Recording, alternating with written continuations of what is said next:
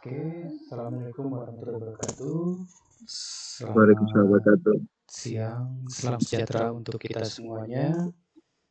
Terima kasih kepada pemateri dalam program praktisi mengajar atas nama Pak Muhammad Ziaul Haq, ya, atas kesempatan dan kesediaannya untuk memberikan kita keilmuan pada siang hari ini. Sambil menunggu mahasiswa, izin saya sedikit memaparkan tentang STEM, Science, Technology, Engineering, and Maths. Nah, ini materi saya dapat dari IEEE, di mana IEEE memiliki program bernama Train Engineering. Ya, di sini IEEE itu bertujuan untuk menginspirasi dan memberdayakan ya generasi muda atau generasi yang mendatang untuk menjelajahi, menekuni karir di bidang-bidang IEEE, terutama di bidang STEM. Jadi IEEE Train Engineering ini berada di garis depan dalam visi untuk memenuhi tujuan ini, di mana IEEE Train Engineering menyediakan materi untuk guru, untuk siswa, dan untuk volunteers dengan sumber daya pra-university yang dirancang untuk melibatkan dan menginspirasi para inovator teknik dan teknisi masa depan. Nah, lalu apa pentingnya membangun STEM? Apalagi membangun STEM di usia dini. Itu sangat penting. Kenapa? Karena untuk memupuk rasa ingin tahu dan mengembangkan keterampilan berpikir seumur hidup. Long life thinking skill. Nah, tahun-tahun awal kehidupan seorang anak itu sangat penting untuk perkembangan otaknya. Ya, tahukah kita bahwa pada umur 5 tahun otak anak itu tumbuh sekitar 90% dari ukuran dewasa. Nah, ini adalah waktu yang penting untuk memperkenalkan konsep-konsep STEM dan merangsang pertumbuhan intelektual mereka dengan melibatkan anak-anak dalam aktivitas STEM sejak dini.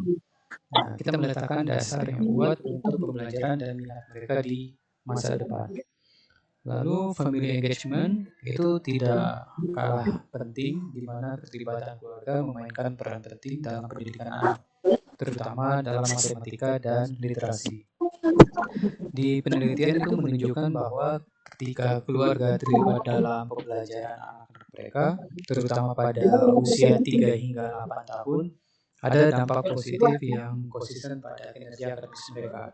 Nah, ketika keterlibatan ini melampaui ruang kelas, hal itu membantu memperkuat apa yang mereka pelajari di sekolah dan menjadikan pembelajaran sebagai bagian dari kehidupan sehari-hari mereka. Nah, mendorong keluarga untuk berpartisipasi dalam kegiatan STEM itu dapat menciptakan lingkungan yang mendukung bagi para STEM muda atau para pelajar muda. Nah, ada juga pengaruh dari panutan, di mana panutan adalah alat kuat untuk membantu siswa memvisualisasikan diri mereka dalam karir STEM. Contoh dunia nyata nih, ada di UK sebesar 63% anak yang berusia 10 sampai 18 tahun itu mempertimbangkan karir di bidang kedokteran dan 52% itu mempertimbangkan karir di bidang teknik. Nah, peningkatan minat ini dapat dikaitkan dengan melihat pekerjaan luar biasa para pekerja kesehatan dan insinyur selama pandemi COVID-19. Nah, respon cepat dan tangkas mereka menunjukkan peran penting yang dimainkan para profesional ini dalam masyarakat, menjadikan karir-karir ini lebih nyata dan menarik bagi siswa. Berbicara tentang kekuatan STEM, ya, di mana di STEM itu ada bidang-bidang yang sangat penting untuk mencapai SDG (Sustainable Development Goals) yang diadopsi oleh semua negara PBB. Nah, agenda pada tahun 2030 untuk pembangunan berkelanjutan itu mencakup adanya 17 SDG yang menjadi kerangka kerja universal untuk mengakhiri kemiskinan, mengatasi ketidaksetaraan, memperbaiki kesehatan, mendorong pertumbuhan ekonomi, mengatasi perubahan iklim, dan melestarikan ekosistem kita. Nah, kenapa kita membutuhkan tenaga kerja di bidang STEM? Ya, yang pasti yang pertama bidang telekomunikasi. Nah, di mana terobosan dalam telekomunikasi adalah hasil langsung dari bekerja di bidang STEM. Profesional STEM itu merancang, memasang, mengkalibrasi, dan memelihara infrastruktur komunikasi. Telekomunikasi adalah teknologi yang kuat karena memfasilitasi interaksi dan informasi, memberikan pendidikan jarak jauh atau remote, meningkatkan efisiensi operasional di bisnis, dan banyak lagi. Tanpa kontribusi dari bidang STEM, kemajuan dalam komunikasi yang kita nikmati saat ini itu tidak akan mungkin terjadi. Lalu bidang kesehatan, STEM dan kemajuan dalam ilmu medis juga akan sangat penting untuk mengatasi tantangan kesehatan masyarakat di masa depan. Konvergensi pengetahuan biologis, kemajuan teknik dalam merancang dan memproduksi produk biologis, serta teknologi komputasi yang digunakan untuk analisis dan interpretasi data itu memungkinkan penggunaan secara cepat teknologi mRNA dalam upaya pengembangan vaksin COVID-19. Nah, ini adalah contoh nyata bagaimana STEM berperan dalam meningkatkan kesehatan global. Lalu ada juga bidang space antariksa, di mana bidang antariksa ini memberikan kontribusi positif pada berbagai area kebijakan, termasuk pemantauan iklim dan cuaca, akses ke perawatan kesehatan dan pendidikan, manajemen air, efisiensi dalam transportasi dan pertanian, penjagaan perdamaian, keamanan, dan bantuan kemanusiaan. Perkembangan dalam teknologi berbasis antariksa seperti pesawat luar angkasa, satelit, stasiun luar angkasa, dan kendaraan peluncur orbita itu telah membuat eksplorasi ruang angkasa lebih aman dan efisien. Nah, peran STEM dalam kemajuan ini sangatlah penting. Lalu bidang berikutnya adalah bidang energi, terutama energi terbarukan yang merupakan salah satu sektor yang paling cepat berkembang di dunia. Bekerja dengan keterampilan dan latar belakang pendidikan STEM membantu mencapai tujuan kritis seperti menggantikan sumber energi tradisional dengan teknologi baru untuk mencapai emisi nol bersih, sekaligus meningkatkan efisiensi energi dan mendorong pemulihan ekonomi. Tanpa kontribusi STEM, transisi ke energi bersih dan berkelanjutan itu akan sulit dicapai.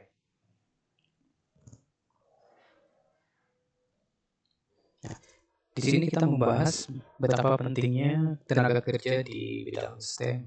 Nah, dengan pertumbuhan yang didorong oleh teknologi dan kebutuhan untuk menggantikan tenaga kerja yang sudah senior di bidang STEM karena mereka itu akan pensiun, maka pasar tenaga kerja STEM diproyeksikan akan berkembang sebesar 12,1% pada tahun 2025 di Eropa. Di Amerika Serikat, pekerjaan di bidang STEM itu telah tumbuh sebesar 79%, meningkat dari 9,7 juta menjadi 17,3 juta sejak tahun 1950. Angka ini menunjukkan betapa pentingnya mengisi pipa tenaga kerja di bidang STEM untuk masa depan. Perlu diketahui, lulusan STEM tertinggi itu pada tahun 2018, di mana negara-negara dengan jumlah lulusan STEM tertinggi menunjukkan bahwa ada banyak minat dan potensi dalam bidang ini. Namun, tantangan untuk memanfaatkan potensi ini secara efektif itu tetap ada. Hasil survei pengembangan tenaga kerja itu mendapatkan 88% eksekutif setuju bahwa pergeseran teknologi dalam industri akan membutuhkan keterampilan dan bakat baru. Dan 77% percaya bahwa ada kekurangan bakat kritis dalam industri semikonduktor. Selain itu, setengah dari karyawan semikonduktor saat ini itu akan pensiun dalam 10 sampai 15 tahun ke depan, yang semakin memperburuk kekurangan bakat tersebut. Nah, laporan dari manufaktur USA didapat 89% produsen di Amerika Serikat itu melaporkan bahwa mereka tidak dapat mengisi semua lowongan pekerjaan yang tersedia.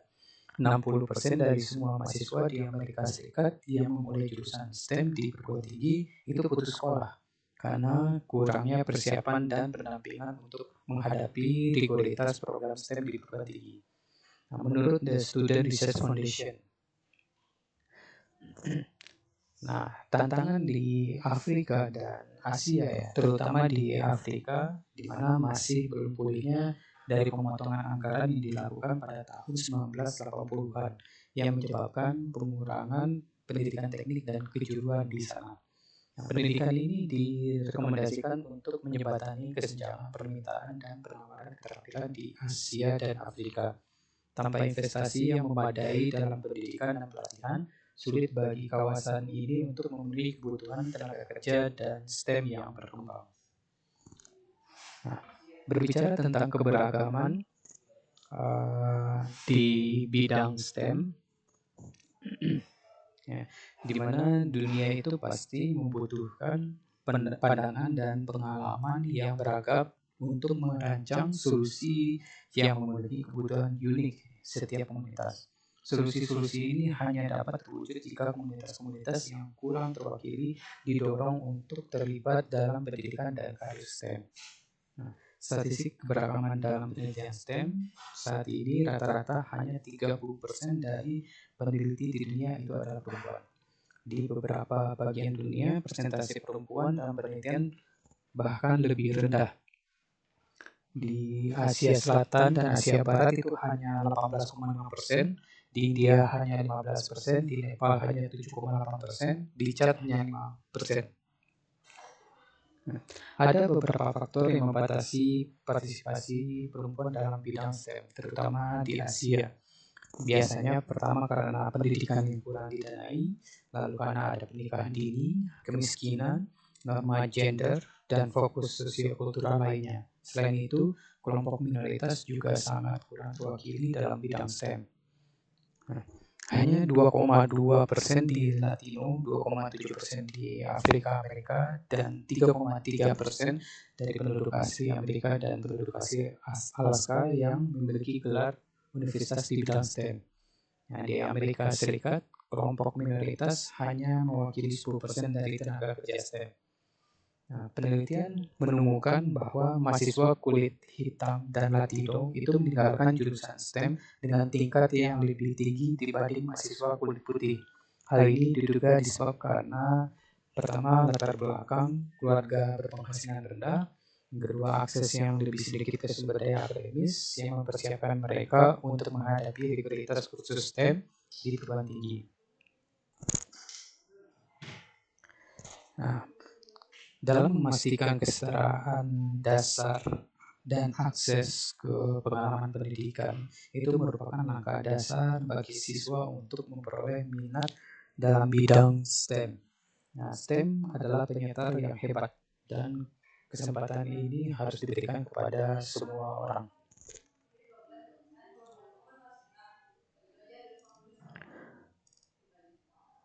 Oke. Nah, pada siang hari ini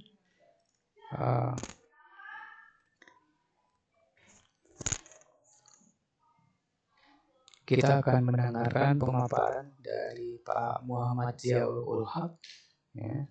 Beliau lahir di Ujung Pandang 6 Agustus 1980 dengan background pendidikan S2 di Universitas Negeri Makassar, pendidikan fisika tahun 2009 sampai 2011, S1 di Universitas Negeri Makassar di pendidikan fisika juga.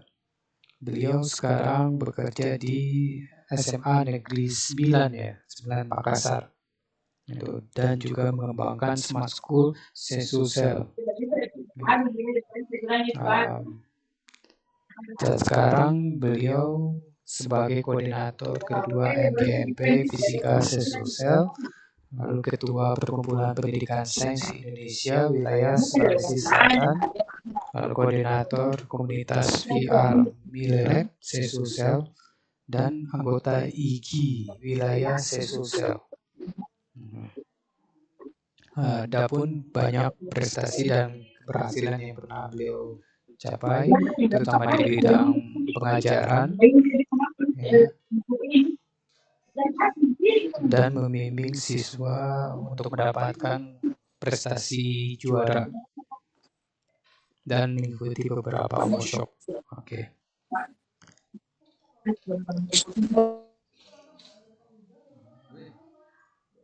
Iya. Oke, selanjutnya saya serahkan kepada Pak Ziaul Haq. Waktu dan tempat dipersilahkan. Makasih Pak. Assalamualaikum warahmatullahi wabarakatuh.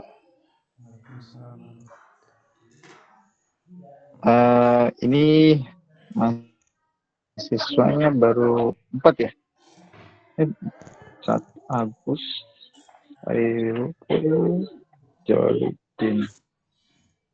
Oke, gimana kabarnya semua?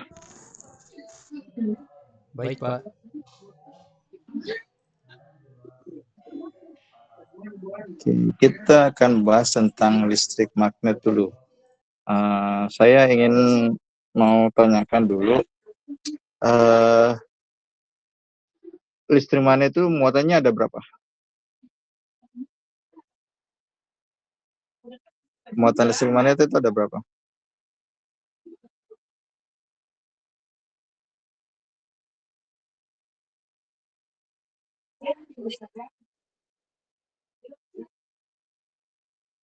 Gimana? Muatan listrik ada berapa? Adik-adik?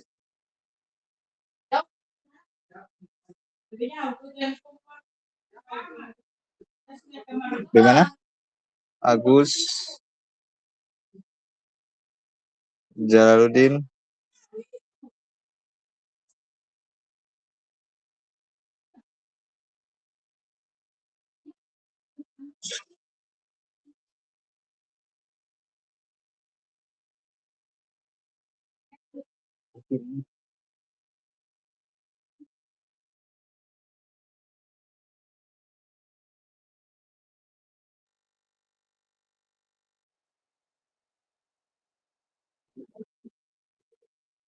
iya Pak, sorry. Jadi kita akan pelajari tentang muatan listrik, bagaimana muatan listrik yang berada pada alat-alat elektronik seperti yang dijelaskan tadi Pak Aryo, dan bagaimana kegunaannya nanti kita akan bahas. Oke, tunggu saya tampilkan dulu saya punya PowerPoint.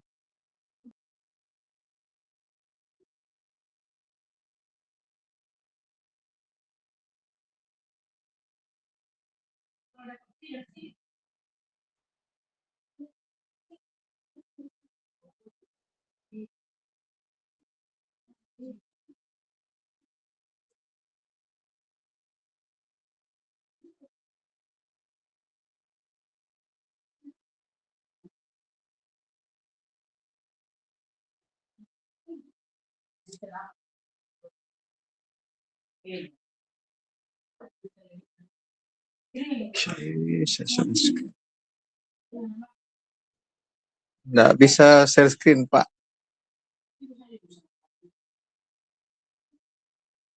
Pak Aryo. Oh iya sudah bisa.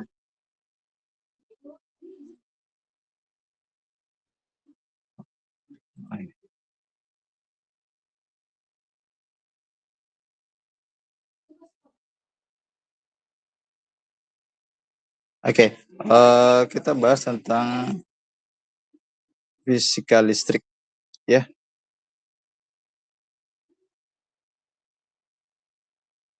Jadi fisika listrik itu kan membahas tentang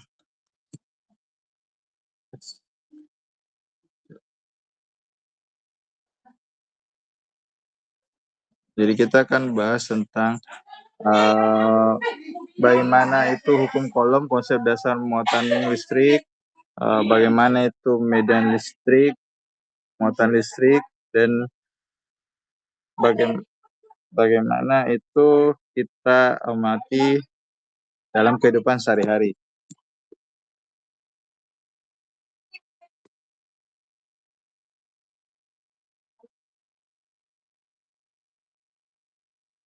Nah, apa itu muatan listrik? Muatan listrik adalah sifat dasar yang dimiliki oleh partikel-partikel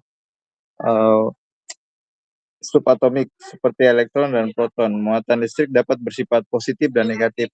Nah, adik-adik tahu kan positif itu arah panahnya keluar, negatif itu arah panahnya ke dalam. Nah, itu bisa kita mengindikasikan bahwa positif itu adalah laki-laki, panahnya mencari pasangannya, negatif pun menunggu pasangannya. Jadi arah panahnya ke dalam, makanya dia arah panahnya ke dalam. Terus sifat muatan listrik itu dapat saling tarik-menarik. Jadi yang positif dengan negatif itu saling tarik-menarik, negatif dengan positif itu saling tarik-menarik. Nah, adapun positif dengan positif itu tolak-menolak, begitu pun negatif dengan negatif. Sama halnya pasangan manusia, laki-laki sama perempuan itu saling suka, perempuan dengan laki-laki itu suka. Nah, adapun laki-laki dengan laki-laki dulu itu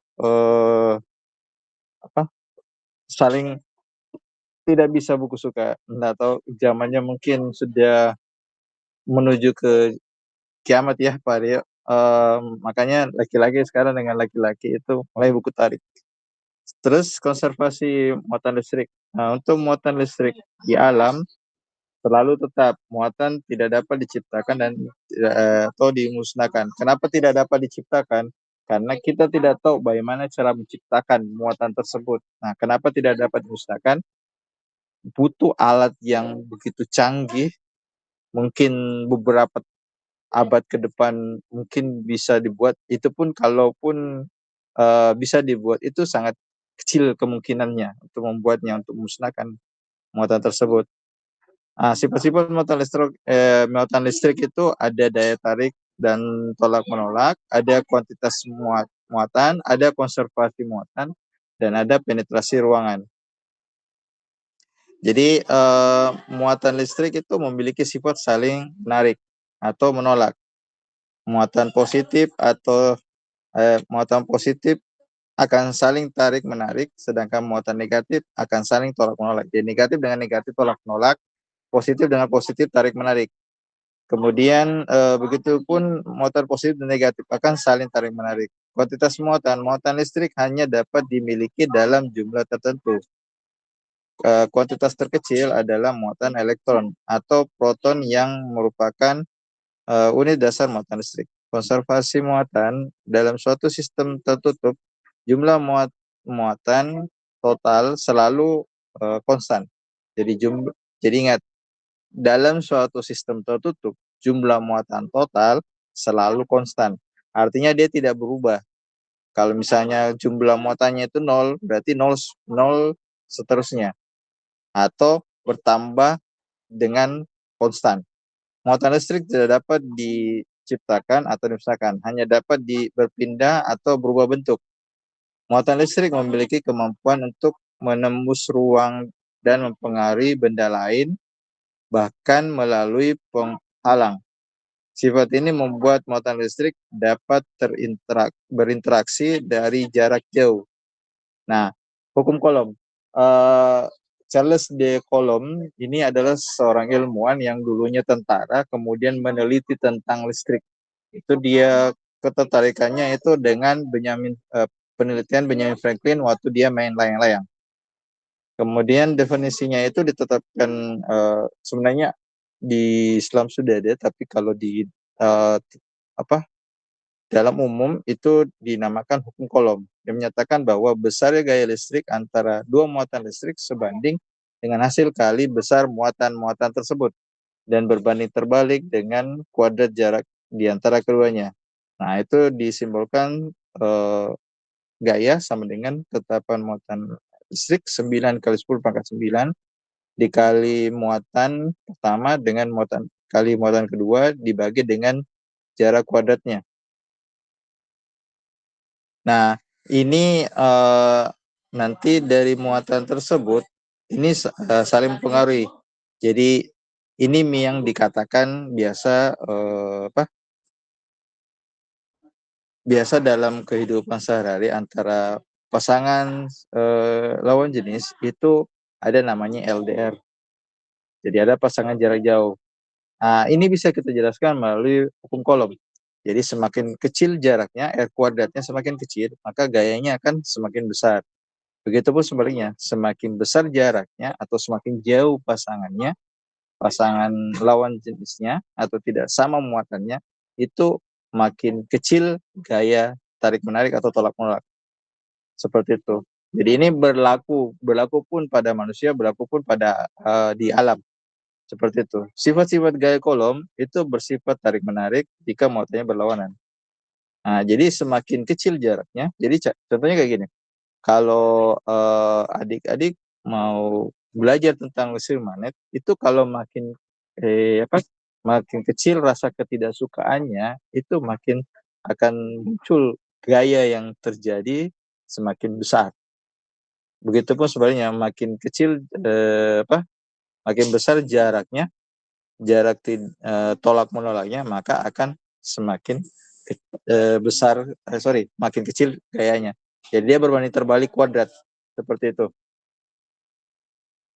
Oke, aplikasi hukum kolom itu dalam kehidupan sehari ini mungkin kita memahami dan mengendalikan fenomena listrik di sekitar kita. Contoh listrik statis itu kayak buku yang dibungkus sama plastik, itu ada listrik statisnya di situ. Jadi seperti itu. Jadi ada listrik statisnya, itu yang menyebabkan itu buku dengan plastik itu seakan-akan ada yang mengikat sehingga dia kayak tidak mau lepas itu plastik. Itu namanya listrik statis. Nanti kita bahas tentang dinamis pada pertemuan berikut. Oke, itu tentang aplikasi. Nah, konsepnya kayak gini. Jadi ini muatan positif, ini kan arahnya panahnya keluar. Jadi ada medan listrik itu, medan itu kalau di bahasa Inggrisnya field. Tapi kalau diterjemahkan field itu dalam bahasa Inggris umum itu terjemahnya lapangan, ya, medan. Ini panahnya masuk, jadi itu sebabnya kenapa dia tarik menarik. Ini bisa kelihatan ya? Ada dek, bisa kelihatan ini? Udah terlalu kecil aja? Halo?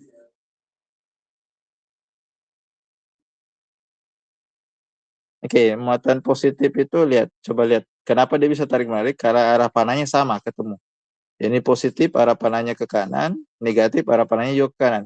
Nah, seandainya arah positif dan arah negatif, itu arah panahnya bertolak belakang, makanya itu positif dan negatif itu dia saling berantem atau berkelahi, karena tidak saling tarik menarik. Jadi kalau misalnya di sini positif, pasti arah panahnya keluar, pasti dia buku tolak. Nah, kalau misalnya arah medannya itu berubah, atau istilahkan orang medan cintanya itu berubah, maka akan terjadi perubahan pada medan tersebut. Kemudian kuat medan listrik. Kuat medan listrik itu adalah besarnya gaya listrik persatuan muatan yang dialami oleh sebuah muatan uji. Jadi ada namanya muatan uji. Begitupun dengan di alam. Di alam kalau manusia itu ada juga namanya muatan uji. Jadi uji cintanya antara pasangan satu dengan pasangan yang lain. Jadi ada namanya, orang biasa istilahkan orang ketiga. Jadi orang ketiga ini nanti dia akan menguji yang mana yang kuat. Jadi dia awalnya itu bersifat netral. Nanti lama-kelamaan dia biasanya itu laki-laki atau perempuan itu curhat sama muatan uji. Sehingga yang mana yang membuat saling menarik. Seperti itu. Nah, arah bedanya seperti ini. Jadi positif, negatif buku tolak. Makanya dia dikatakan dia bertolakan karena arah panahnya tidak sama, tidak satu arah semua. Nah, kalau dia satu arah berarti dia tarik menarik. Nah, sama kayak gini. Positif ini tidak seperti ini. Jadi dia kan kalau panah begini namanya, nanti kalau dia ditarik lurus itu akan temu. Jadi dia buku tolak. Dia tidak buku sambung seperti ini. Oke, garis gaya magnet itu seperti ini. Jadi gaya listrik itu adalah representasi visual dan medan listrik di sekitar muatan listrik. Garis-garis ini menunjukkan arah dan kekuatan gaya listrik yang terjadi. Semakin besar garis-garis, semakin kuat medan listriknya. Garis-garis gaya listrik selalu keluar dari muatan positif dan masuk ke muatan negatif. Jadi selalu dari positif dulu baru ke negatif. Jarang terjadi dari negatif ke positif. Oke, mereka tidak pernah bersilangan satu sama lain dan selalu tegak lurus dengan permukaan. Nah, tegak lurus dari permukaan itu seperti ini. Misalnya ini permukaan, ini kalau ada panah begini. Nah, misalnya ini permukaan, ini kalau ada panah begini, ini namanya tegak lurus. Ke arah sini juga namanya tegak lurus. Jadi, dia tegak lurus terhadap permukaan, membentuk L. Nah, sifat-sifat medan listrik. Arah medan listrik itu dia selalu mengarah dari muatan positif ke muatan negatif. Arah ini menunjukkan gaya yang akan dialami oleh muatan di dalam medan listrik. Kekuatan medan listrik bergantung pada muatan sumbernya. Dari jarak dan jarak dari muatan tersebut. Semakin besar muatannya, semakin dekat jaraknya, semakin kuat medan listriknya. Dan semakin kuat medan listriknya. Nah, ini ada namanya flux. Flux medan listrik itu merepresentasikan jumlah garis-garisnya. Jadi untuk menghitung berapa flux medan listriknya, makanya kita bisa hitung aja jumlah garis-garis listriknya yang menembus suatu permukaan. Nah, flux ini yang bergantung pada besarnya muatan sumber dan luas permukaan. Persamaan dasarnya itu untuk medan listrik E sama dengan F per Q. Ini kalau dijabarkan akan berubah jadi K kali Q per R kuadrat. Jadi Q-nya habis yang di atas. Adik-adik mahasiswa mungkin sudah pernah lihat waktu SMA rumus ini. Ini semua rumus dasarnya. Kemudian aplikasi hukum kolom. Hukum kolom itu untuk sistem muatan diskrit, kita dapat menggunakan hukum kolom untuk menghitung gaya listrik. Lalu menerapkannya ke persamaan dasar yang untuk mendapatkan kuat medan listrik. Nah, superposisi. Kalau superposisi, ada yang tahu apa itu superposisi? Ada? Ada yang tahu mengenai superposisi? Superposisi itu penggabungan yang koheren antara dua medan listrik. Itu namanya superposisi. Jadi jika ada beberapa muatan yang membentuk suatu sistem, kita dapat menghitung medan listrik total dengan prinsip superposisi, yaitu menjumlahkan medan listrik yang dihasilkan oleh muatan-muatan. Oke, keterkaitan antara muatan, gaya, dan medan listrik. Muatan listrik adalah sumber dasar dari fenomena listrik. Muatan positif dan negatif saling tarik-menarik, sementara muatan sejenis selalu saling tolak-menolak. Berbeda kasusnya untuk yang manusia. Itu dia semakin dekat jaraknya, itu akan semakin tarik-menarik. Tapi kalau dia semakin dekat sekali, maka dia akan berubah.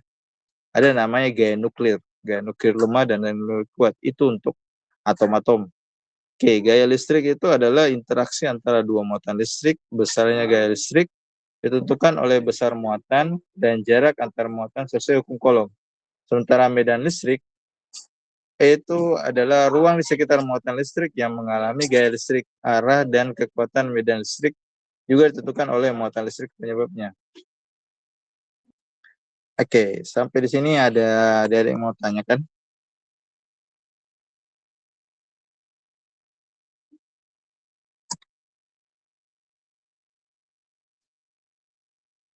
Ada? Tunggu saya lihat dulu namanya. Ada Agus. Agus ada? Agus?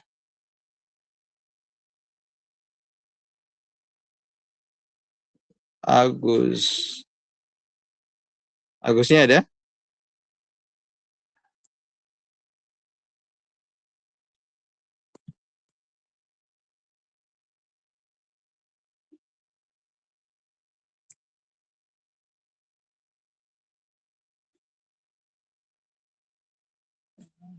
Halo.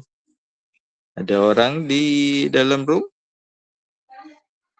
Agus? Saiful?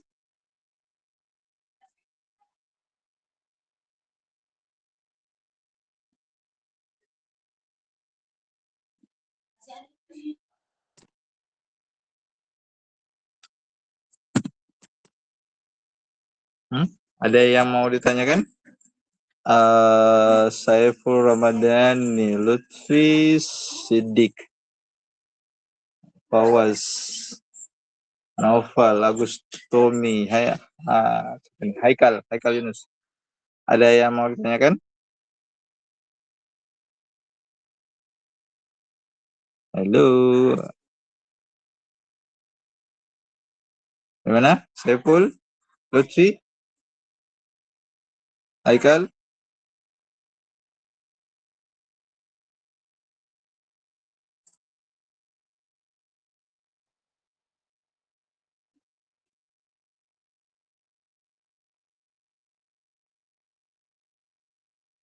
Ada yang mau tanyakan?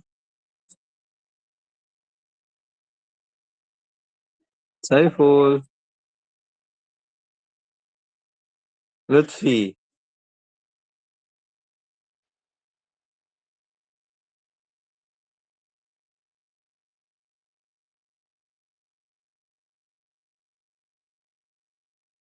Ayo, ayo ngomong dong.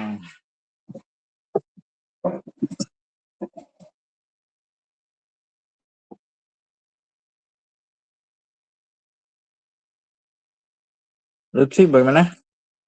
Lutfi Siddiq, Saiful Ramdhani. Mana yang lain ini? Agus.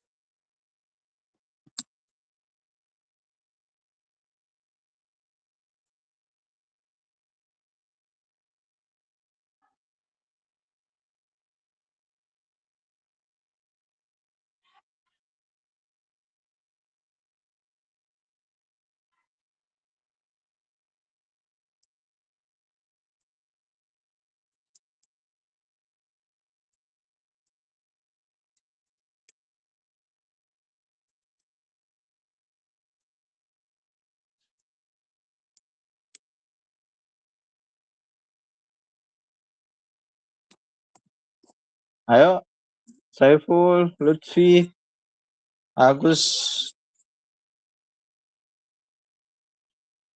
Fawaz, Muhammad Naufal.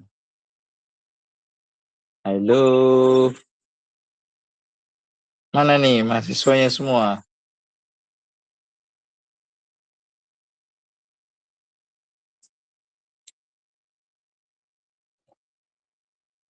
Oke, coba kita praktekkan ya.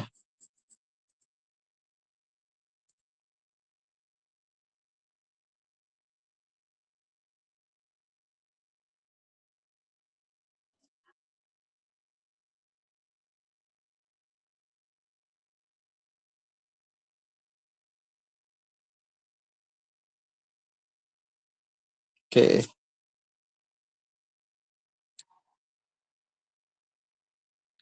Oke, tunggu.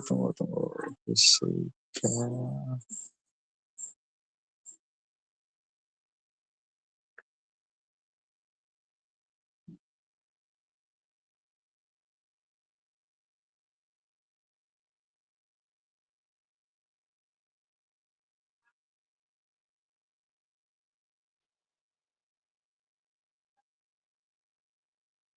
Oke, saya dulu ya, tunggu. Mana dulu ya.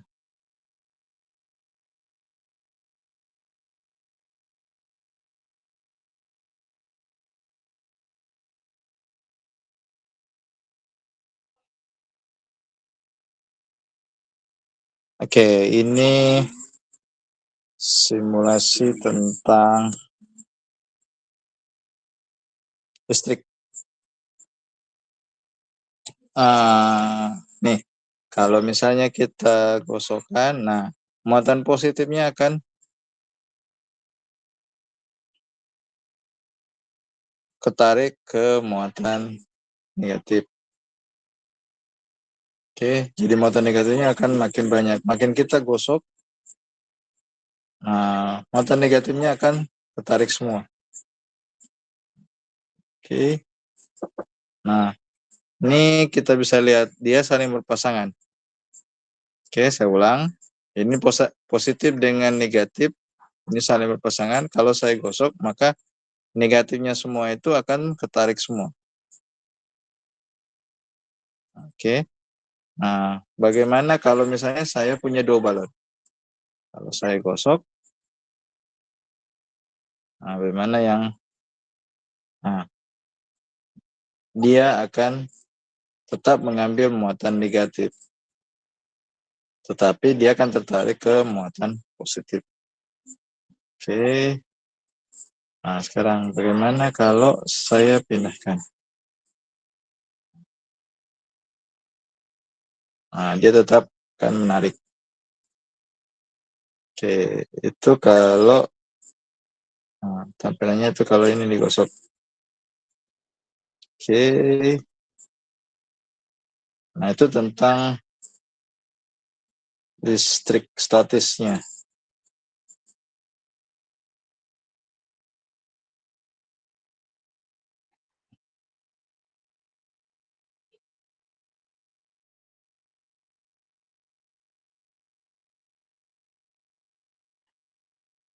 Nah, kita lihat tentang medan, kuat medannya.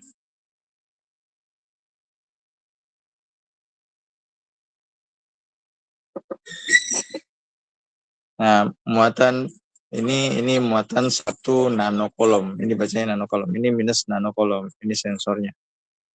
Nah, kita coba cek. Kita tandai dulu. Ini tegangannya. Nah, ini. Nah, kita ambil muatan positif. Nah, kemana kita arahkan geraknya, maka arah medannya akan berubah. Ya. Jadi ke arah mana positif, itu akan berubah posisi arah medannya. Terus kalau misalnya saya tambah negatif, nah akan berubah medannya. Dia akan mengikuti.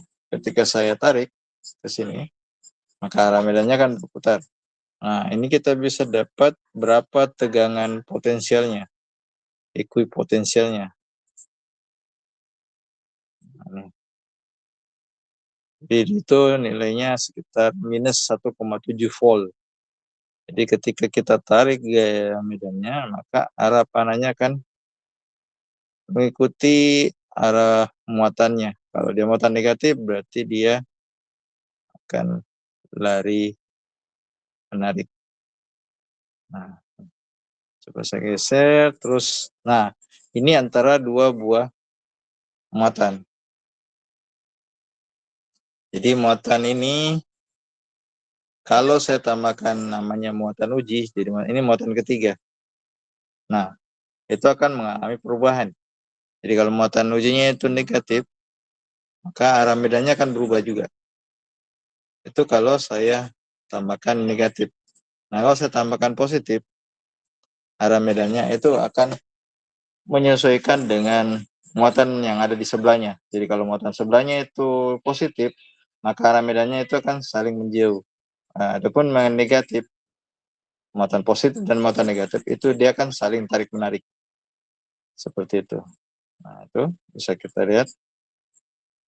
Nah, apalagi kalau kita tambahkan muatan positif lagi.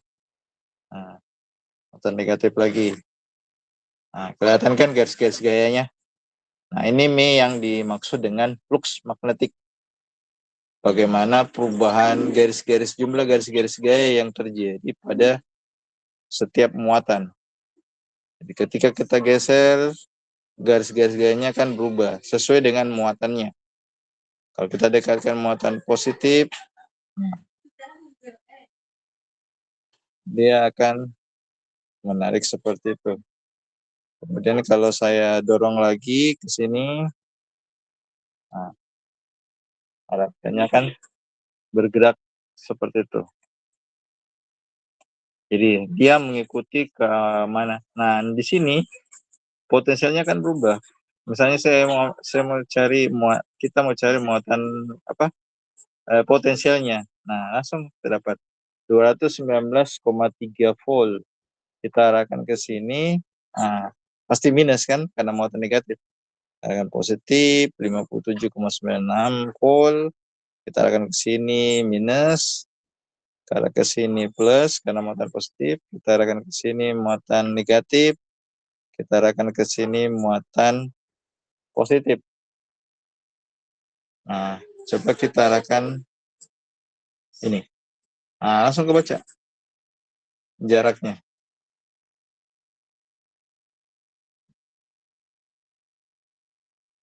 Jaraknya kan kita bisa ubah.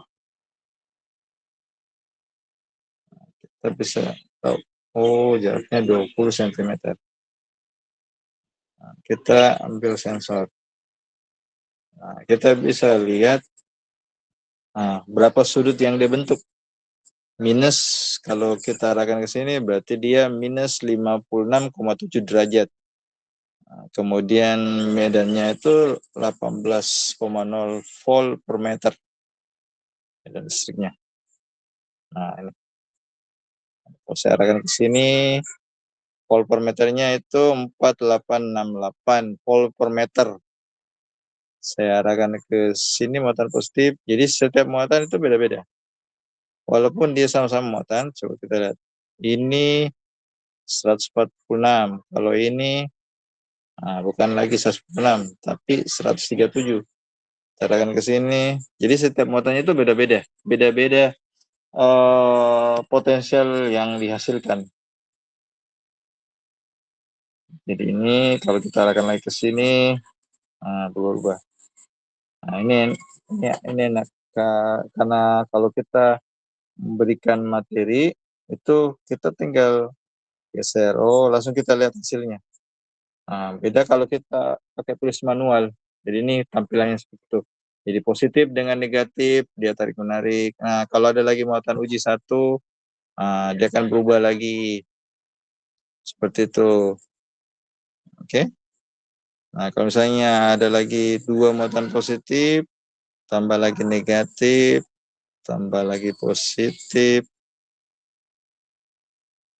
tambah lagi negatif. Nah, kita bisa lihat arah panahnya. Kadang searah, ada yang makin besar medannya.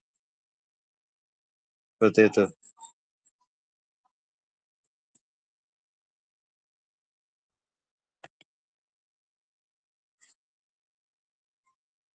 Oke.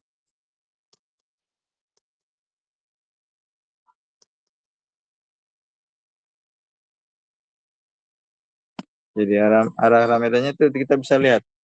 Jadi kita bisa langsung menghitungnya. Bisa manual, bisa juga menggunakan rumus.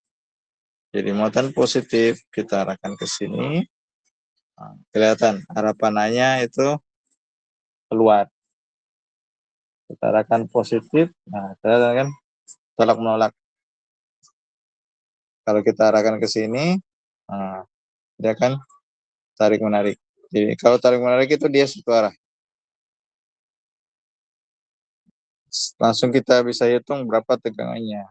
Kalau misalnya seperti ini. Misalnya muatan positif saya hilangkan misalnya. Kita ulang dulu.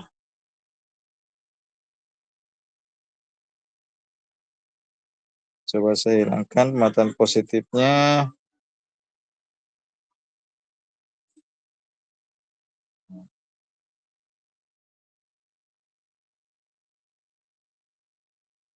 Nah, kita lihat muatan negatif itu muatannya dia masuk semua. Seperti pada teori tadi. Jadi ini ketika kita geser, dia akan mengikut kemana muatan positif. Begitupun kalau muatan positif kita kasih masuk, maka arah panahnya akan lari keluar. Nah, ketika negatif dan positif diketemukan, dia akan kelihatan saling tarik menarik. Kalau misalnya kasih tambah jaraknya, nah bisa ada mahasiswa kelihatan tuh, kelihatan.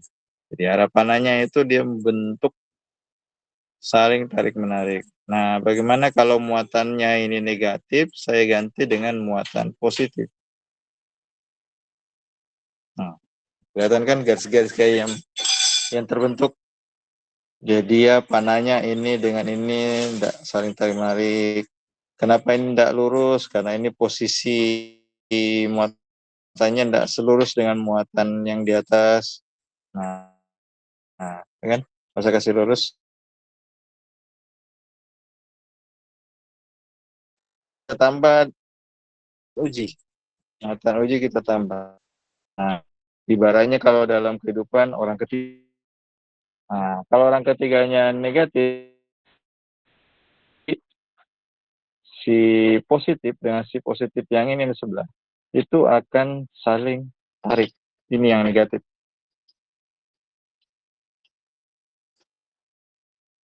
Udah kelihatan ya? Tunggu. Sering, saya sering ulang.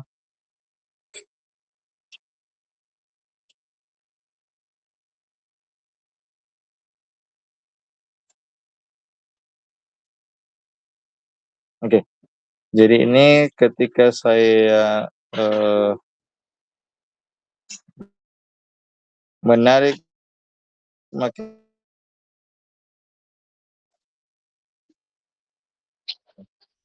Oke. Tidak halnya kalau saya kasih positif sini. Nah, bisa kelihatan kan? Saling tolak menolak. Muatan itu saling tolak menolak. Makin saya tarik muatannya, akan berubah garis-garis kayaknya.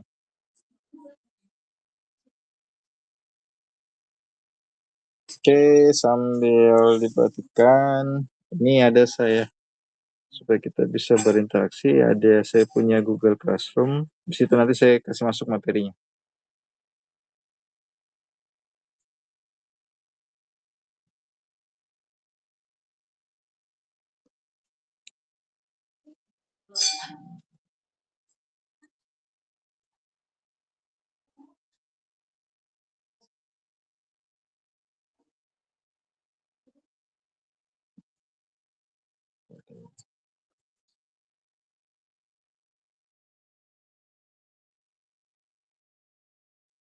TVW TM.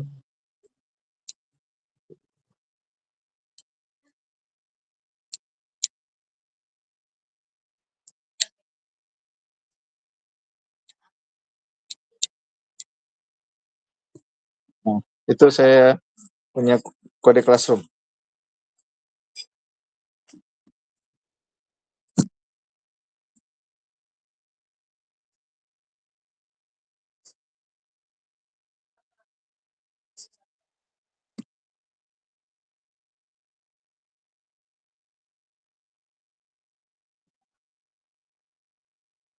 Oke, ada yang mau tanya, Dek? Silakan kalau ada yang mau tanya.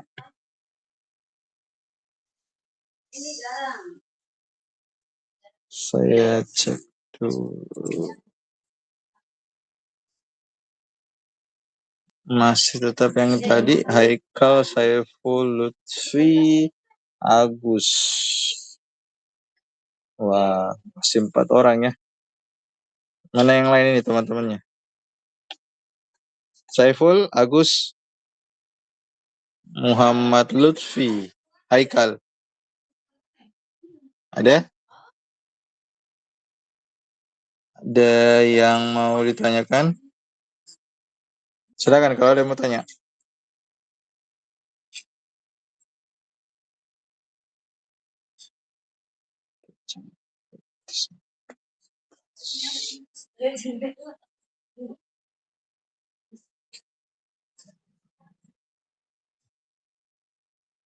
Ayo, ada yang mau bertanya? Silakan kalau ada yang mau bertanya.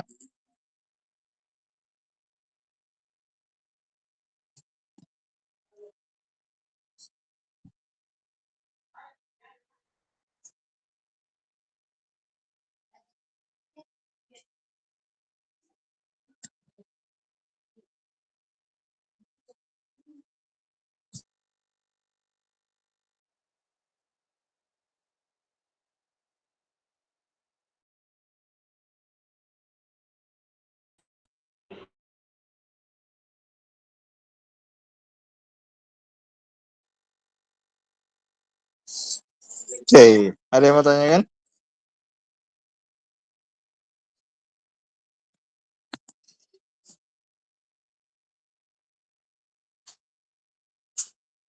Ada yang mau bertanya?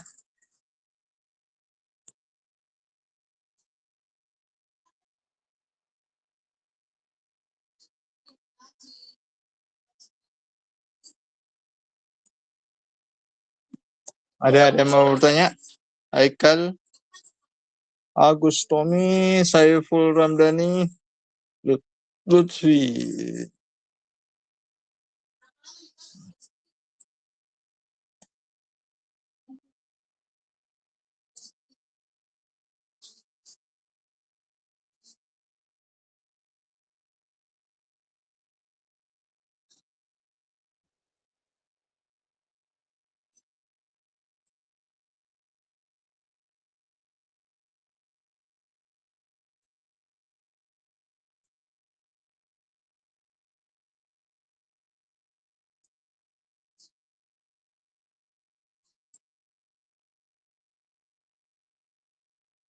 Oke, gimana?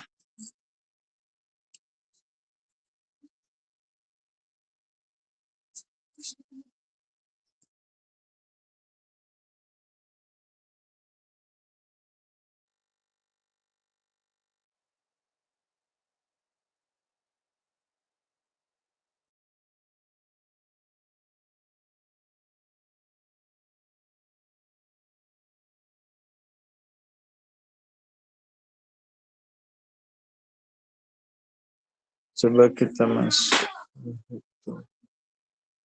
Mana namanya?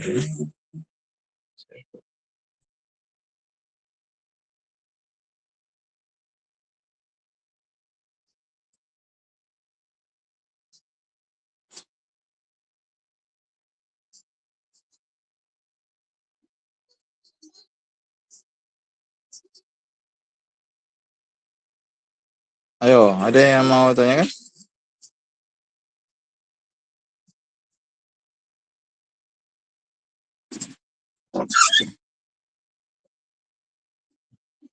Jadi muatan positif kalau kita tambahkan lagi.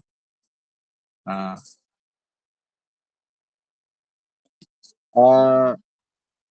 link Google Classroom-nya ada di room chat. Saya ada mahasiswa bergabung di situ supaya kita bisa saling berinteraksi.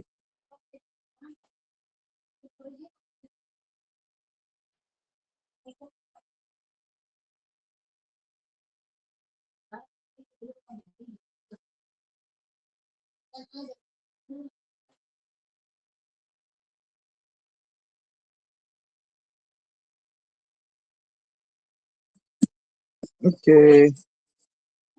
Ini muatan positif kalau kita arahkan ke sini.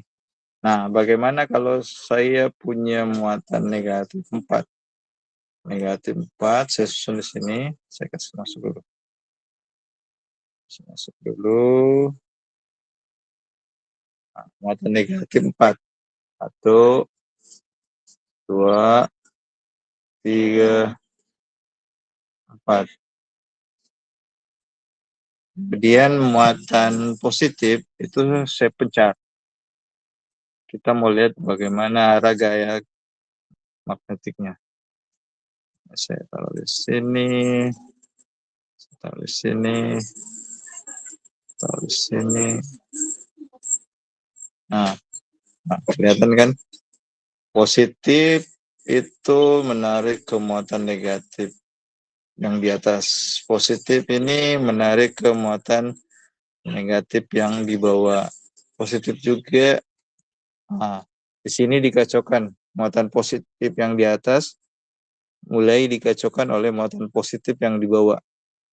Jadi muatan positif di bawah itu mengalami perubahan. Ini yang di atas positif itu susah mengarahkan, memberikan gaya magnetnya ke negatif yang ketiga dan keempat. Karena ada muatan positif di bawahnya. Nah, seperti itu. Begitupun dengan ini. Muatan positif itu dia hanya bisa menarik ke muatan negatif yang di sebelah sini, yang kedua. Nah, sementara muatan positif di muatan negatif atas, bagian atas nomor 1, itu susah mengalami garis gaya magnet, karena di sini yang di bagian atas itu terhalangi oleh muatan positif yang bagian atas. Begitupun muatan negatif yang di bawah. Jadi yang dia bisa tarik itu cuman muatan kedua negatif.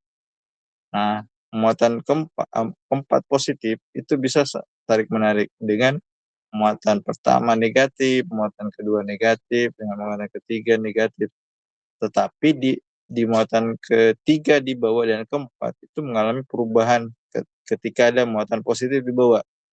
Karena muatan positif yang di bawah itu merubah arah perputaran positif.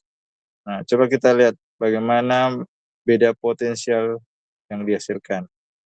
Ini positif ya. Muatan positif itu medan magnetnya juga positif, kemudian negatif juga pasti minus karena Q-nya minus. Ini juga positif, ini pasti minus. Jadi ini pasti minus ini muatannya. Karena kan kalau medan magnet itu cuma dipengaruhi satu muatan, ya medan magnet dipengaruhi oleh satu saja muatan, bukan dua.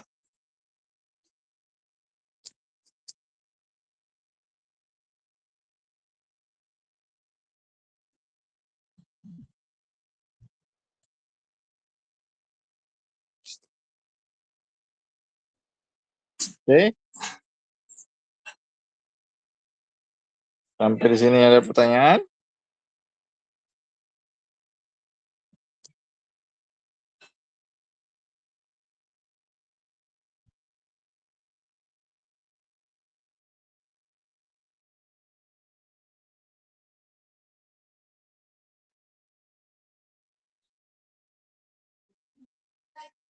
Oke, bagaimana kalau saya tambah negatif di positif sini, positif keduanya. Nah, mulai mengarahkan. Jadi ini muatan positif mulai mengarah ke yang pertama, mulai mengarah ke muatan kedua, muatan ketiga itu mulai juga mengarahkan ke muatan positif ke yang di bagian bawah itu mengenai muatan negatif, menarik muatan negatif yang di bawah. Nah, begitupun dengan muatan ini. Oke, coba saya dekatkan apa yang terjadi.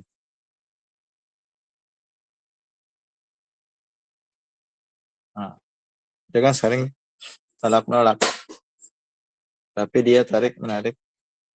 Nah, bagaimana kalau saya selang-sering muatan positif,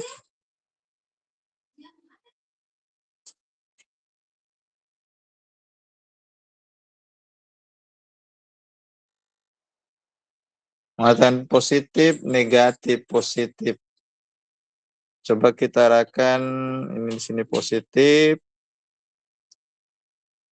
ini negatif di bawah.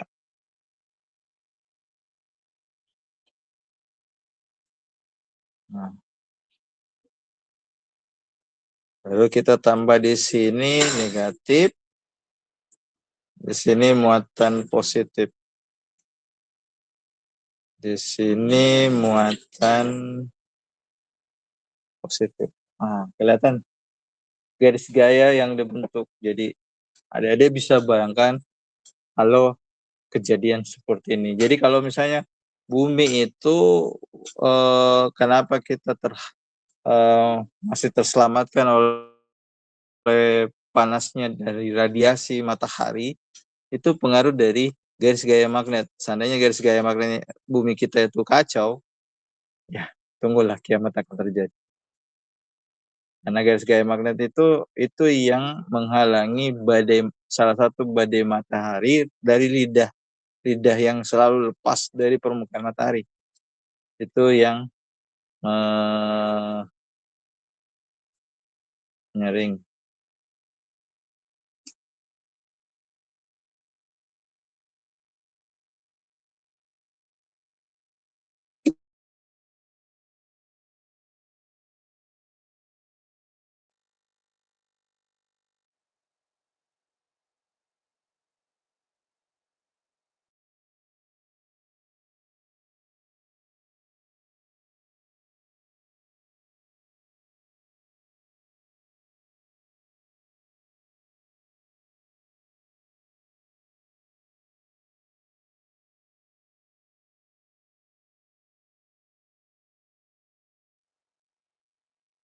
Bagaimana? Saiful Ramdhani, Muhammad Lutfi. Orangnya mana ini ya? Ada gambar, tidak ada suara.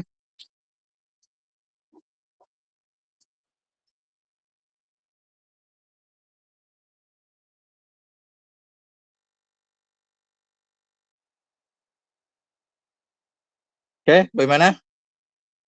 Saiful, Muhammad Lutfi, Haikal Yunus, Agus Tommy.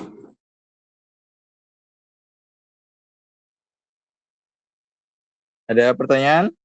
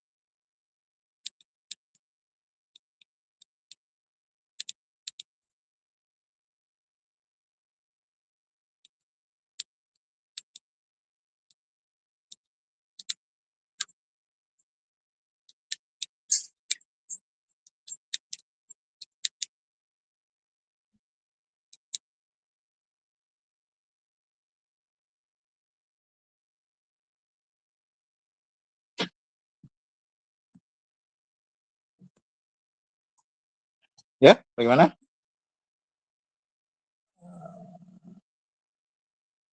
Wah, keluar Lutfi. Bukan Lutfi ya? Siapa yang keluar tadi? Agus, Haikal. Oh, kayaknya siapa tadi itu yang keluar?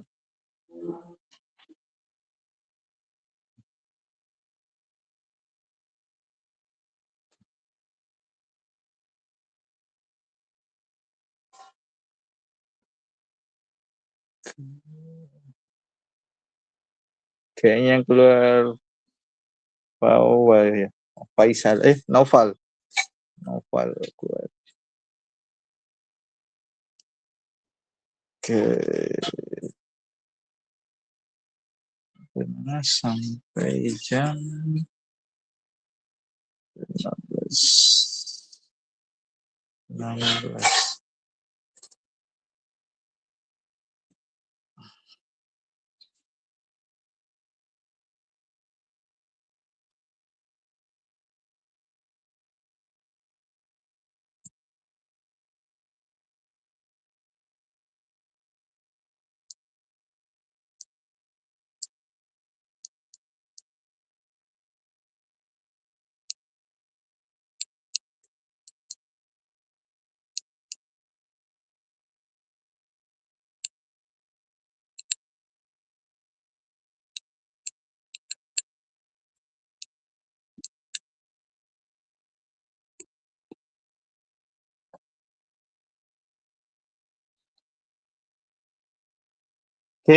Bagaimana, Mas?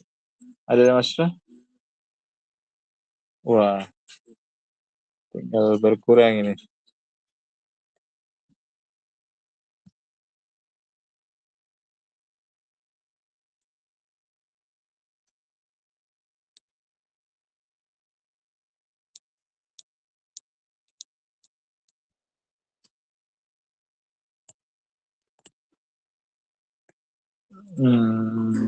Sisa Lutfi dan Agus yang bertahan. Lutfi, apa kabar nak? Agus?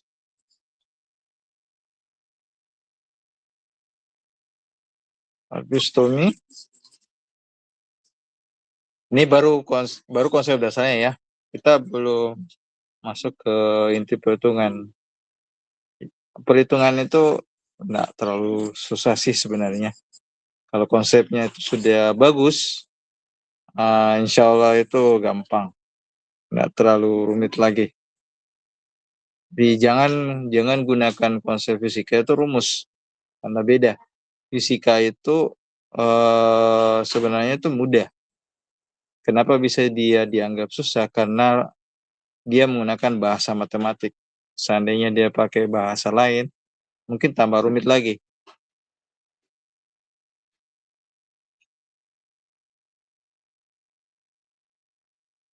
Nah, bagus yang bertahan. Jadi konsep listrik magnetnya itu harus paham dulu listriknya, konsep listrik magnetnya. Jangan langsung rumus.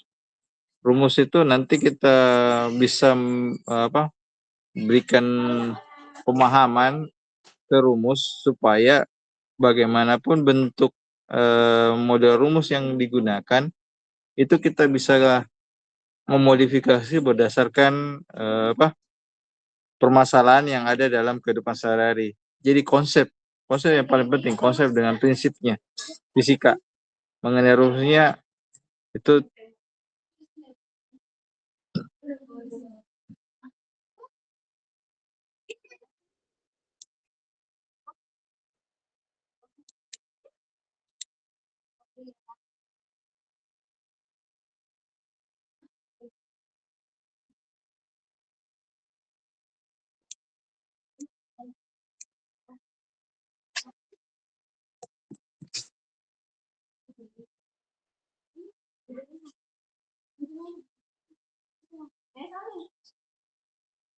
Jadi seperti itu. Jadi konsep dulu, konsep paling penting dulu. Kalau mengenai rumus gampang.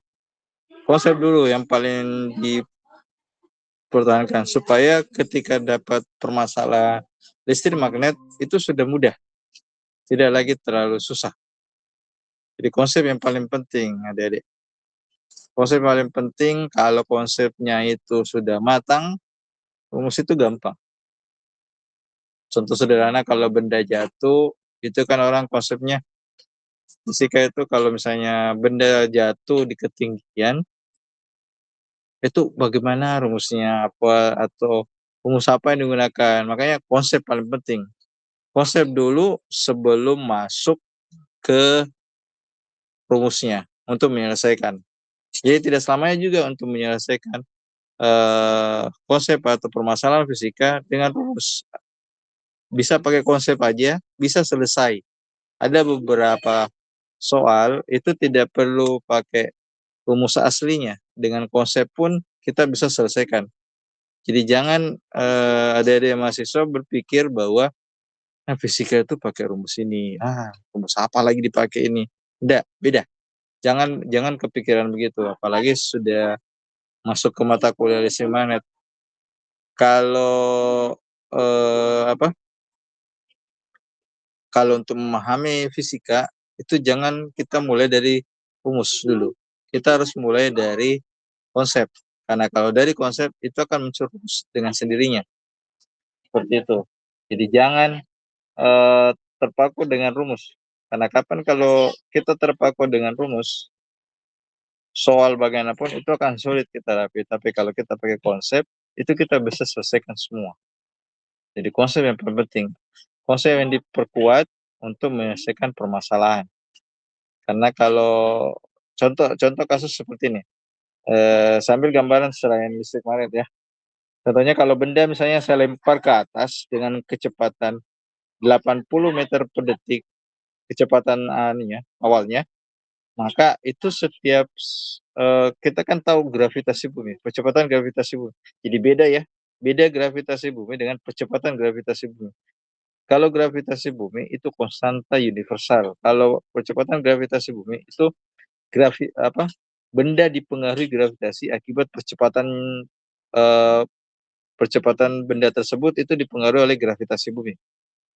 Dan itu nilainya kalau ke atas itu 10 meter per detik, kalau ke bawah minus 10 meter per detik.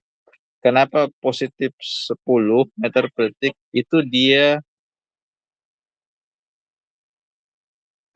kalau ke atas itu minus 10 meter per detik, kalau ke bawah dia 10 meter per detik. Kenapa bisa ke bawah itu positif positif 10 meter per detik, itu artinya benda itu dipercepat gravitasi. Makanya itu benda itu kalau dilempar cepat sekali turun. Beda kalau kebalik. Jadi kalau benda dipercepat, maka benda itu akan makin cepat turun. Kalau dia turun ke bawah, itu dipengaruhi gravitasi bumi. Begitupun kalau dia ke atas, itu benda kalau dilempar ke atas itu tidak cepat sampai ke atas, tapi dia slow, pelan-pelan sampai di titik tertinggi. Nah, kalau misalnya kecepatannya 80 meter per detik, kita bisa tahu setiap 1 detik itu ditarik oleh gravitasi bumi mengalami perlambatan pada bola bola atau benda tersebut yang menghadap ke atas. Seperti itu. Dan akhirnya dia akan berhenti di titik tertinggi. Otomatis kalau dia 10 percepatan gravitasi kita gunakan, otomatis dia berkurang 10 kalau ke atas. Kalau ke bawah bertambah 10. Nah, otomatis kalau berkurang 10 kan kalau 80 meter per detik, kita bisa langsung tahu, oh 8 detik dia sampai. Nah, kan tidak perlu pakai rumus kan. Begitupun kalau ke bawah, dia dipercepat 10. Otomatis berarti jawabannya 160. Jadi jangan terlalu terpukau pada rumus. Yang paling penting terpukau itu pada konsep dan prinsipnya. Karena dari konsep dan prinsip itu akan memunculkan rumus. Ya, adik-adik. Jadi jangan terfokus pada rumus, karena dengan rumus itu kita akan sering menghafalnya, tapi kalau kita pakai konsep, kita bahkan bisa bikin rumus sendiri. Bahkan tidak harus bikin rumus yang aslinya. Kita berdasarkan konsep yang terjadi pada benda tersebut. Sama juga mungkin kalau saya tanyakan, mana yang lebih duluan jatuh? Benda berat atau benda ringan? Pasti kepikiran pasti selalu benda berat. Nah, itu harus dilihat kondisi kejadiannya. Jadi jangan selamanya benda itu akan jatuh bersamaan, baik itu yang berat maupun ringan, itu yang jatuh bersamaan, itu harusnya benda berat. Karena benda berat dan ringan akan jatuh bersama kalau tidak ada gravitasi bumi atau dalam artian ruang hampa. Itu kurang tepat kalau menurut saya. Jadi konsep medan listrik yang kita bahas ini konsep dasar sebenarnya. Konsep dasar sekali. Bagaimana itu positif dan negatif. Bagaimana positif dan negatif.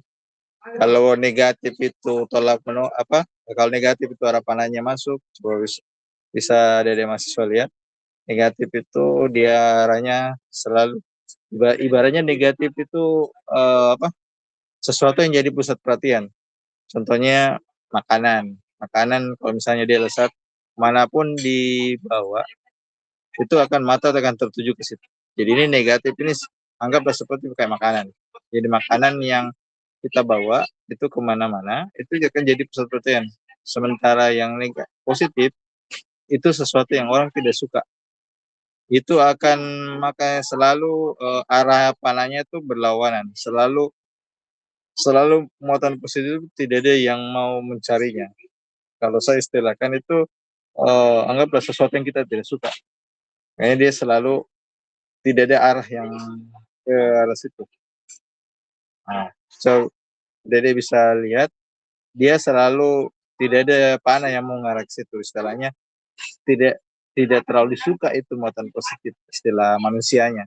Nah, sementara negatif itu arah panahnya dia ke arah di mana muatan negatif itu bergerak.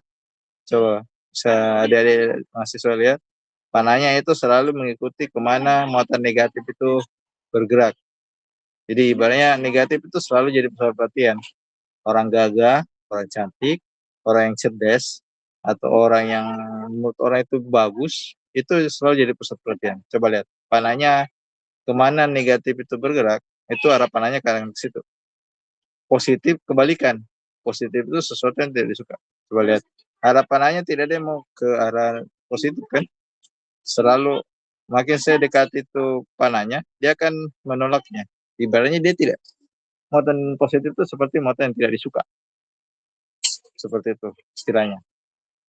Nah, makanya sama halnya dalam kehidupan sehari-hari. Sesuatu yang disuka, itu pasti orang pada mau mengejar, mengincarnya. Nah, begitupun sebaliknya, sesuatu yang tidak disuka, itu pasti akan mengarah yang tidak, yang mereka suka. Seperti itu.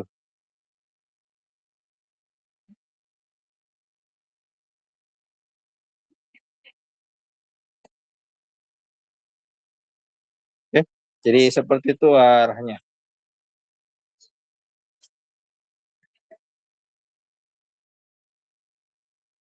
Ada mau ditanyakan?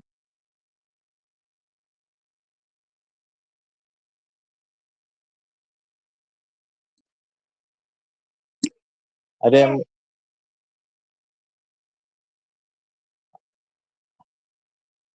ada yang mau ditanyakan? Ada yang mahasiswa?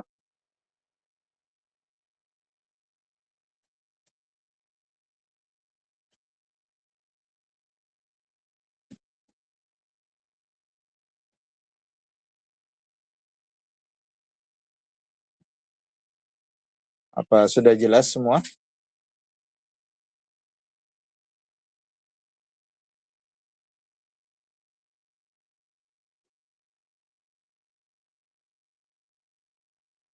Oke, jadi itu pemahaman tentang konsep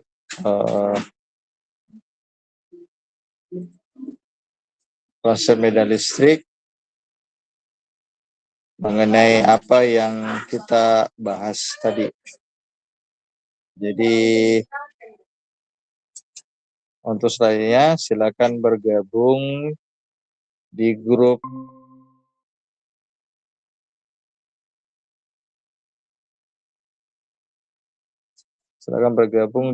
Google Classroom.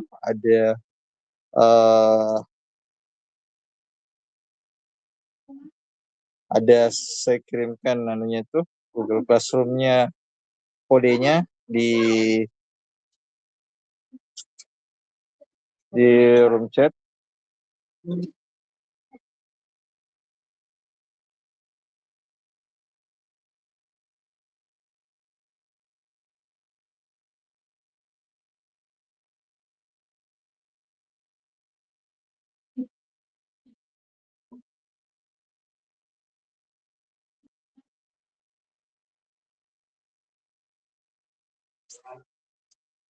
Oke.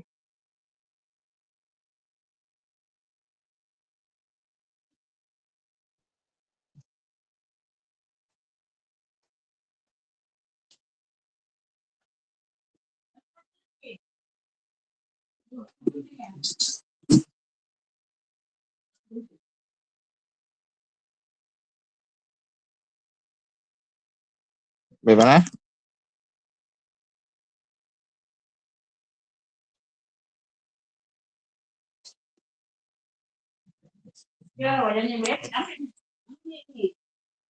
Bagaimana Pak Aryo?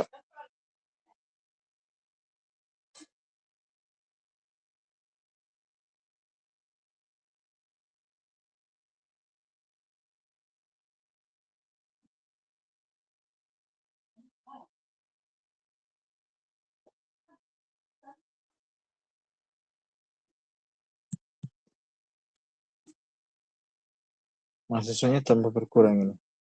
Bisa Agus lagi.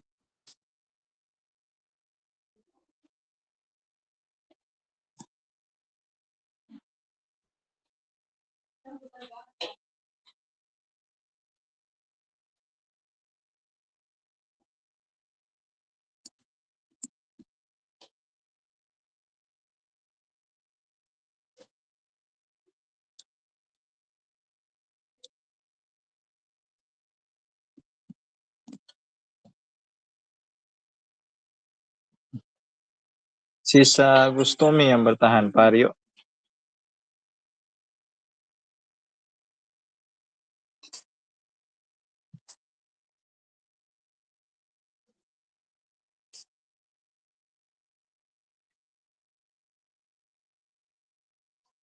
Agus bisa menjawab pertanyaan saya? Agus.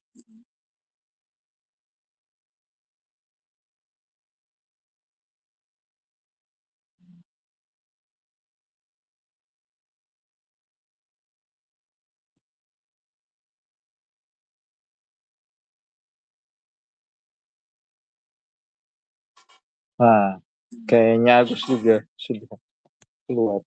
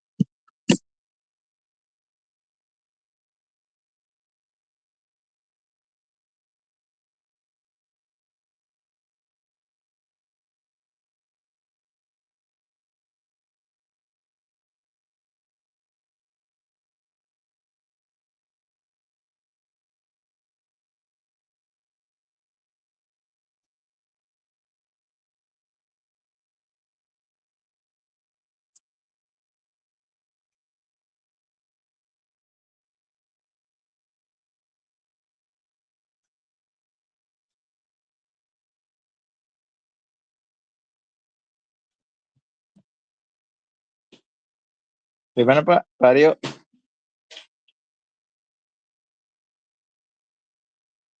Pak Aryo?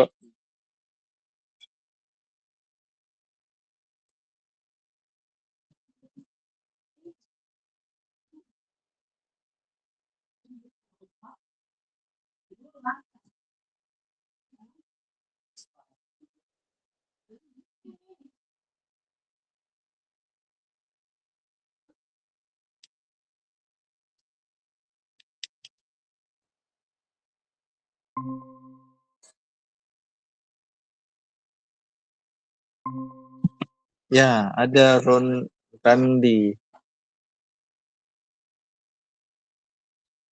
Apa kabar? Lutfi, Randi, Fauzan.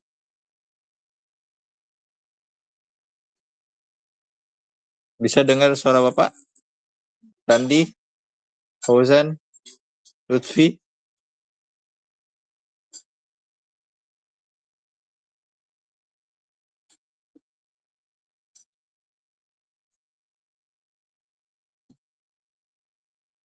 Naufal.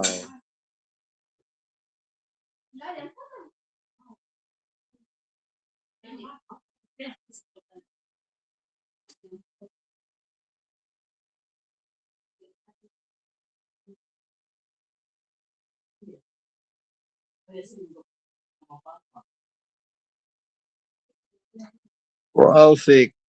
Ish. Ayo, mana yang lain ini? Ada suara juga.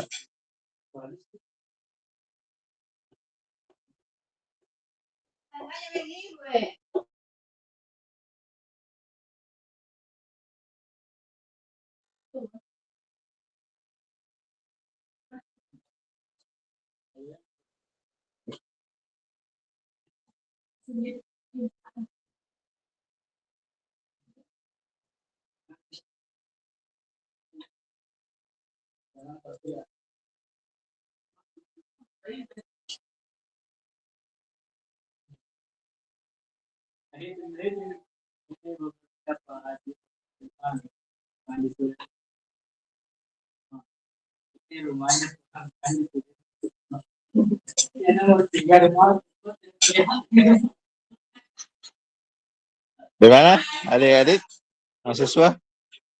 Randy, kabar?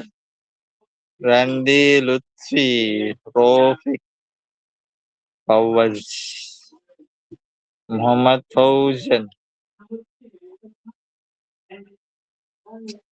Muhammad Fauzan.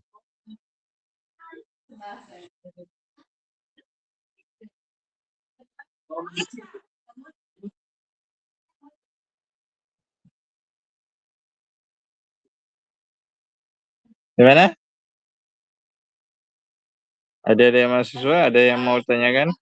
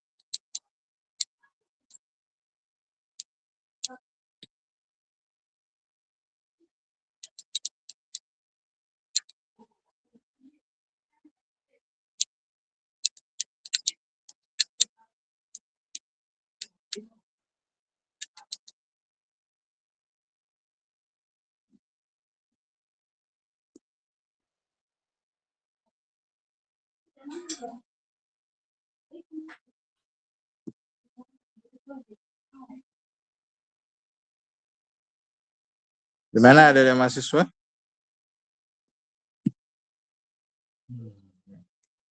Ada gambar tidak ada suara ini. Lutfi, Randi, Fauzan.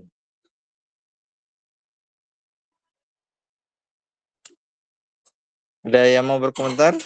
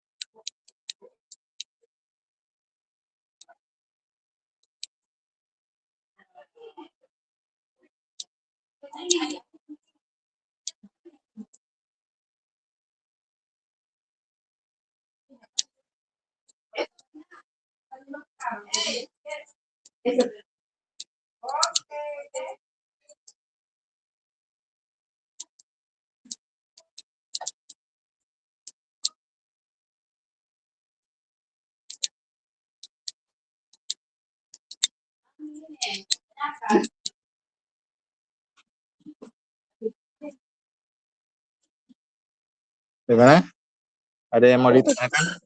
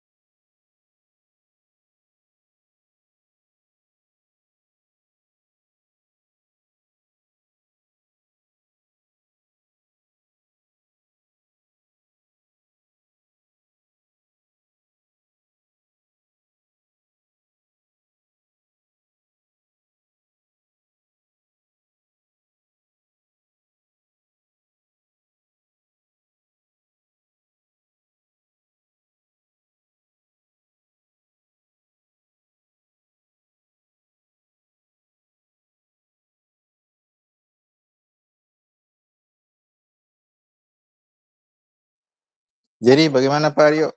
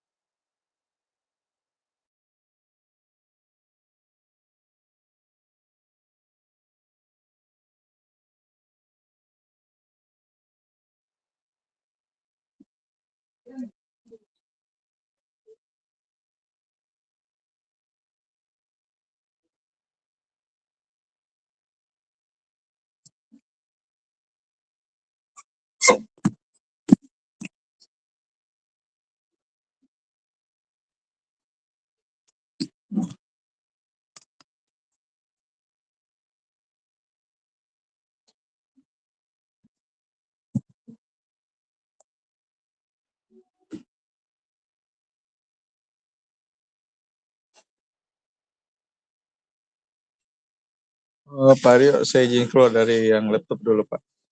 Karena ini lagi lama.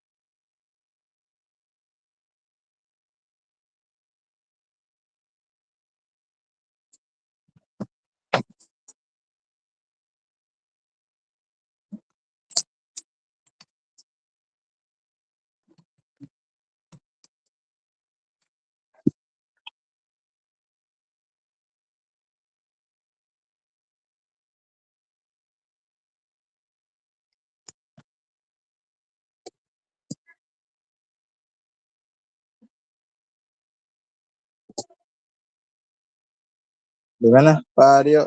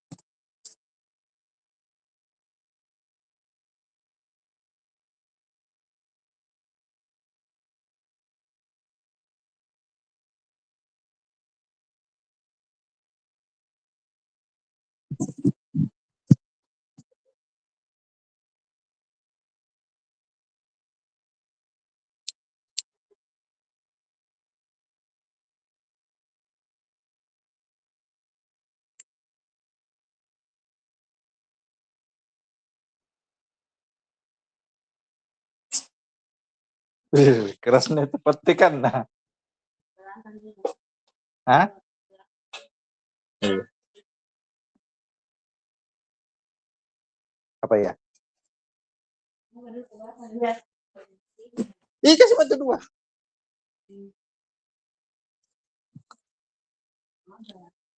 Beh.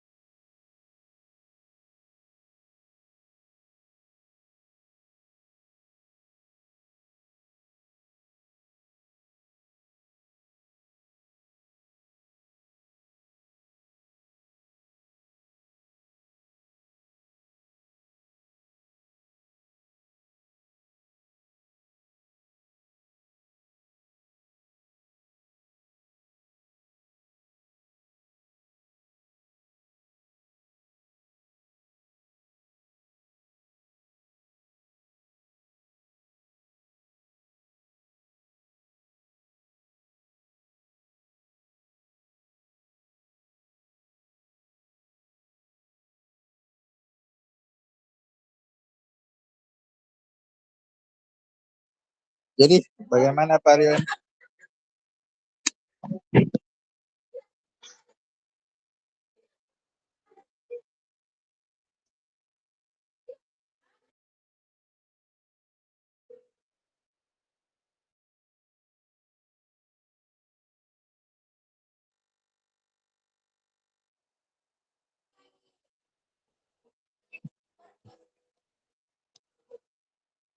Hah?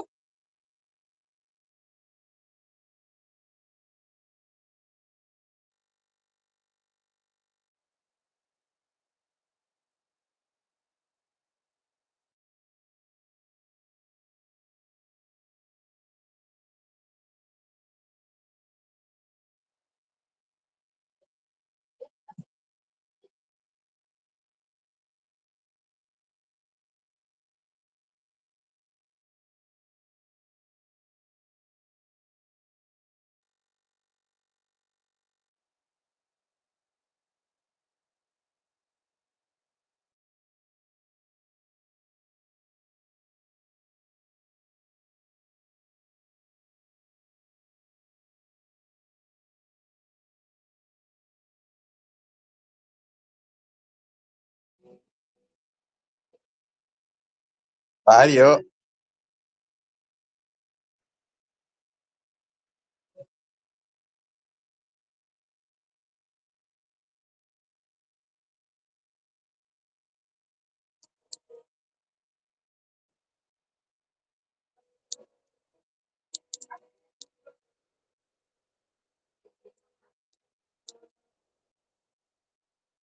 ada. Sudah cek? Sudah cek?